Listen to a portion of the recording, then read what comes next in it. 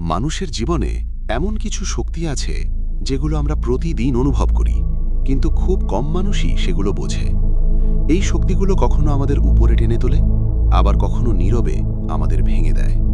এর মধ্যে সবচেয়ে শক্তিশালী শক্তিটির নাম যৌন শক্তি বা সেক্স এনার্জি। এই শক্তির কারণেই জীবন সৃষ্টি হয়, এই শক্তির কারণেই পৃথিবীতে মানবজাতি টিকে আছে। তাই এটাকে ছোট করে দেখার কোনো সুযোগ নেই। কিন্তু প্রশ্ন হলো, এই শক্তি আমাদের জীবন গড়ে নাকি জীবন নষ্ট করে? উত্তরটা খুব পরিষ্কার। সমস্যা শক্তিতে নয়, সমস্যা নিয়ন্ত্রণে। অনেক মানুষ ভাবে সেক্স মানেই লজ্জা, আবার কেউ ভাবে সেক্স মানেই ভোগ। কিন্তু প্রকৃত সত্য হলো, সেক্স একটি শক্তি।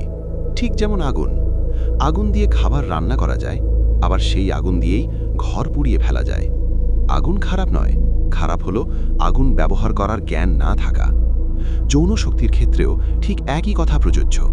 যখন একজন মানুষ এই শক্তির দাস হয়ে যায়, তখন সে নিজের ইচ্ছা শক্তি হারাতে শুরু করে। তার মন অস্থির হয়ে পড়ে, তার চিন্তা দুর্বল হয়ে যায়, তার লক্ষ্য ধীরে ধীরে অস্পষ্ট হয়ে ওঠে। ঠিক যেমন একজন মাদকাসক্ত মানুষ, মাদক যেমন মানুষের বিচার বুদ্ধি নষ্ট করে, তেমনি নিয়ন্ত্রণহীন যৌনতা মানুষের মানসিক শক্তিকে ধ্বংস করে দেয়। এই অবস্থায় মানুষ শুধু নিজের ক্ষতি করে না, সে তার পরিবার, তার সম্পর্ক এবং তার ভবিষ্যৎ সব কিছুকেই ঝুঁকির মধ্যে ফেলে দেয়।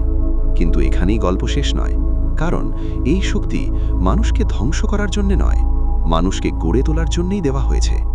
এই শক্তিকে দমন করতে হয় না, এই শক্তিকে বোঝা দরকার। এই শক্তিকে রূপান্তর করতে হয়। এই রূপান্তরের নাম সেক্স ট্রান্সমিউটেশন। সেক্স ট্রান্সমিউটেশন মানে যৌন শক্তিকে আটকে রাখা নয়, এর মানে হলো এই শক্তিকে এমন কাজে ব্যবহার করা যেখানে তা আপনাকে উপরে তোলে।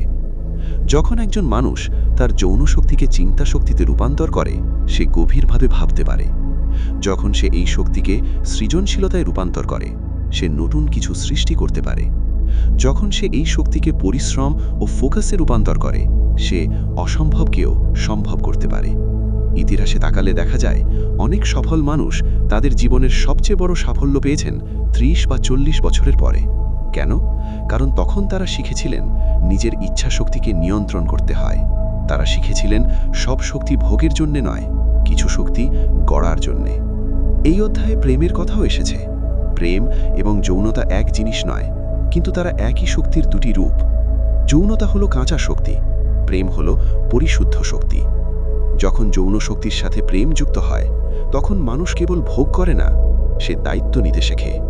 প্রেম মানুষকে ধৈর্য শেখায়, প্রেম মানুষকে সহানুভূতিশীল করে, প্রেম মানুষের চিন্তাকে ভারসাম্যপূর্ণ করে। যৌন শক্তি একা হলে বিপজ্জনক হতে পারে, প্রেম একা হলেও মানুষ দুর্বল হয়ে পড়ে। কিন্তু যখন প্রেম, যৌন শক্তি এবং যুক্তিবোধ এই তিনটে একসাথে কাজ করে, তখন একজন সাধারণ মানুষও অসাধারণ হয়ে উঠতে পারে। মানুষের মনকে এটি ল্যাবরেটরির মতো ভাবা যায়। যেমন একজন রসায়নবিদ ভিন্ন ভিন্ন উপাদান মিশিয়ে নতুন কিছু তৈরি করেন, তেমনি মানুষের মনেও বিভিন্ন আবেগ মিশে কাজ করে। যখন রাগ, হিংসা ও কাম একসাথে মিশে যায়, তখন তা বিষে পরিণত হয়। আর যখন প্রেম, নিয়ন্ত্রণ এবং সচেতনতা মিশে যায়, তখন তা শক্তিতে পরিণত হয়। অনেক মানুষ ভাবে সে দুর্বল, কারণ সে নিজের আবেগ নিয়ন্ত্রণ করতে পারে না।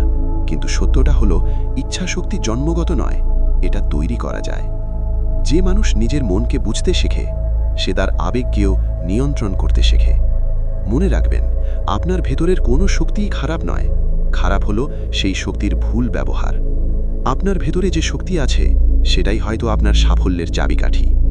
প্রশ্ন হলো, আপনি কি সেই শক্তির মালিক হবেন, নাকি সেই শক্তির দাস হয়ে থাকবেন? যে মানুষ নিজের ইচ্ছা শক্তিকে নিয়ন্ত্রণ করতে শেখে, সে কেবল নিজেকে নয়, নিজের ভবিষ্যৎকেও নিয়ন্ত্রণ করতে পারে। এবং এটাই এই অধ্যায়ের সবচেয়ে বড় শিক্ষা।